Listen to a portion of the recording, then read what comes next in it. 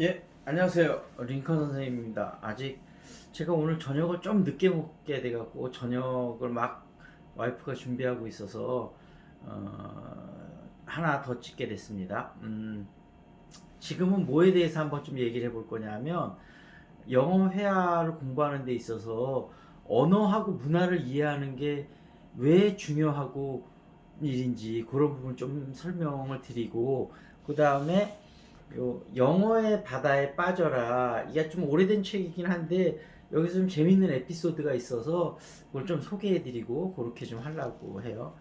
제가 호주에 있을 때 이런 일이 있었어요. 그 이제 어학연수를 왔는데 두 부부였는데 우리나라 사람인데 일본에서 9년 동안 공부를 하고 이제 또 물론 이제 일본은 잘하겠죠. 그러니까 그리고 이제 우리나라에 석사과정까지 마치고 영어 공부를 한 6개월 하러 호주에 왔는데 이 두 부부가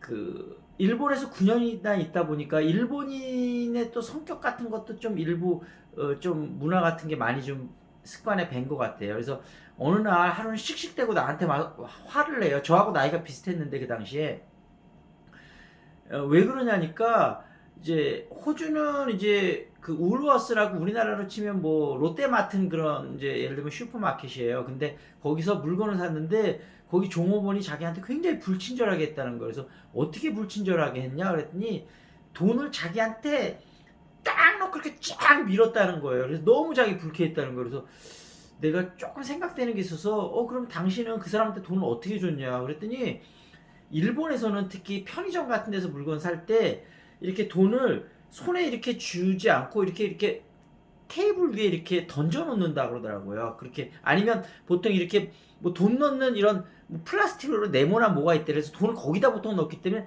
사람끼리 손으로 접촉하는 일이 별로 없다 그러더라고요. 근데 이 서양 문화에서는 잔돈 줄 때는 빼고 잔돈 줄 때는 이렇게 딱 줘서 이렇게 예를 들면 얼마 쉬면서 이렇게 손에 안 줄 경우가 있는데 지폐 경우에는 반드시 손에서 손으로 줘야 돼요. 요즘은 이제 코로나가 또 심해져서 요즘은 좀 달라졌을 것 같은데 예전에는 계속 그랬었어요. 그러니까 이 사람이 일본 문화에 많이 그거가 돼 있어서 우리나라도 좀 그런 게 있는데 돈을 어쨌든 우리나라도 뭐 돈을 손으로 줄 때도 있지만 뭐 그냥 이렇게 놓을 때도 있잖아요. 그러니까 이 사람은 일본 문화 특히 해서 돈을 거기다 그냥 탁 놓으니까 이 이제 서양 좀 젊은 여자였는데 그, 그, 그 호주 여자였죠. 근데 기분이 팍 상한 거예요. 왜 서양에서는 그러냐면 돈을 줄 때 손에서 손으로 접촉 안 하면 나는 너하고 접촉도 하기 싫어. 너는 접촉할 가치도 없는 인간이야. 예를 들면 좀 심하게 비약해서 얘기하면 이런 생각인 거거든요. 그러니까 돈을 줄 때 반드시 손에서 손으로 줘야 되는데 그렇게 안 주니까 네가 나한테 접촉하기도 싫어. 네가 나한테 그렇게 줬어? 그럼 너도 그렇게 줄게 하고 다 그렇게 줘버린 거예요. 그러니까 그 표정이나 그런 게 또 굉장히 이 호주 여자애가 기분 나쁘게 했겠죠. 그러니까 그랬는데 어찌됐든 그런 일이 있었다. 그 다음에 이제 또 우리나라 사람들이 이제 영어에서는 예를 이제 커터시라고 그러잖아요. 커터시라고 그러는데 외국 사람들이 굉장히 서양 사람들이 불편하게 생각하는 것 중에 하나가 예를 들면 커피숍이나 레스토랑 갔을 때 뭐를 주문했을 때 예를 들면 카푸치노 얘기할 때 카푸치노 그냥 이렇게 뒤에 플리스를 안 붙이는 거죠. 그게 우리나라 사람들은 별거 아닌 것 같은데 외국 사람들은 그걸 굉장히 기분 나쁘게 생각해요. 그래서 그러니까 그러니까 우리나라 사람들이 매너가 없는 게 아니고 사실은 몰라서 그런 건데 이제 외국 사람들은 그게 매너가 없다고 생각하는 거죠. 그리고 또 하나 이제 외국 애들은 낯선 사람끼리 만나도 웃으면서 Hi, how are you doing? 뭐 이렇게 자연스럽게 얘기를 하잖아요. 근데 우리나라 사람들은 보통 좀 모르는 사람끼리 보면 무표정하게 있고 서로 인사도 안 하잖아요. 그러니까 그게 외국 사람이 볼 때는 되게 이상한 거죠. 그래서 예전에 한국 여잔데 이제 우리나라에 이사 와갖고 이제 아파트에서 막 이렇게 다니고 막 이러면서 이제 서양에서 오래 살다 와갖고 그게 이제 미국에서 오래 살다 와서 돼갖고 잘 모르는 사람한테 계속 눈웃음 치고 인사하고 이렇게 했는데 동네에서 미친 여자를 소문났다는 거예요. 그러니까 이런 것들이 이제 문화의 차이인 거죠. 근데 언어라는 건 어차피 문화의 산물이잖아요. 그러니까 언어를 배우려면 그 역사나 문화를 아는 게 꼭 중요하거든요. 그러니까 미국 예를 들면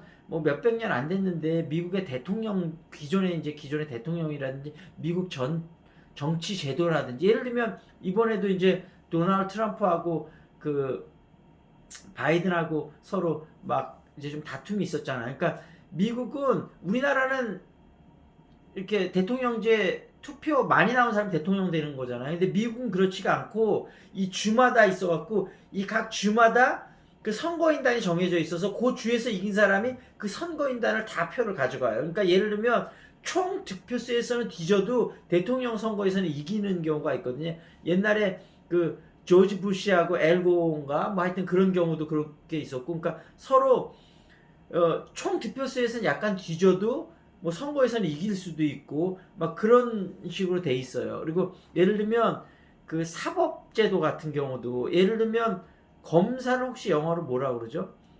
프라스큐러라고 그러잖아요. 요즘 뭐 윤석열 뭐 이렇게 검사 뭐 그런 것도 많이 나오지만, 그리고 이제 변호사는 lawyer, 그렇게 이제 다른데 사법제도 같은 걸 제가 이제 다음번에 다시 한번 설명을 드릴 텐데, 영화 같은 데서도 가끔 나오는데 보면 이 그 형사 예를 들면 guilty하고 not guilty를 정하는 건 배심원 제도가 있잖아요. 배심원 제도가 있어갖고 이 배심원들이 guilty하고 not guilty는 판사가 정하는 게 아니고 배심원들이 정해요. 그래서 배심원들이 정하고 이제 guilty가 됐을 때 판사는 이 guilty를 배심원들이 정해주면 그 guilty에 따라서 이 사람이 몇 년형에 해당하는지를 하는 거예요. 그러니까 guilty하고 not guilty는 판사가 정하는 게 아니고 배심원들이 정하거든요. 그래서 예를 들면 어떤 사람이 그러니까 누구를 죽인 걸로 이렇게 됐다 그러면 이제 배심원을 선택을 하는데, 배심원을 선택을 할 때 처음에 3배수를 뽑아요. 그래서 검사가 3분의 1은 쳐낼 수가 있어요. 아, 이 사람은 뭔가. 그리고 또 변호인 측에서 3분의 1은 쳐내니까 3배수를 뽑아서 검사가 3분의 1 쳐내고 그다음에 변호사가 3분의 1 쳐내고 그다음에 이제 나머지 3분의 1이, 근데 이게 3분의 1이 이 사람들이 이제 그 배심원으로 되면 이 사람들이 완전 합의가 돼야 되니까 합의가 안 되면 계속 회의를 하는 거예요. 그러면서 옛날에 이제 오제이 심슨 같은 경우가 그 저기 뭐죠?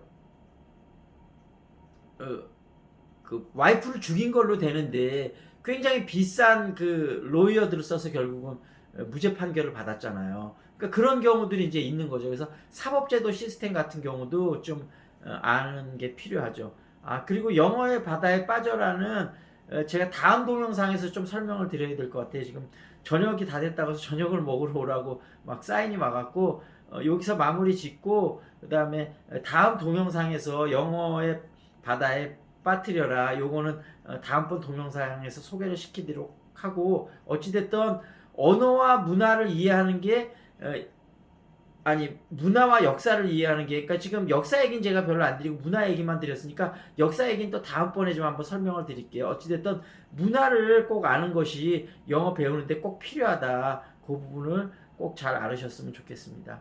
예, 링컨 선생님이었습니다.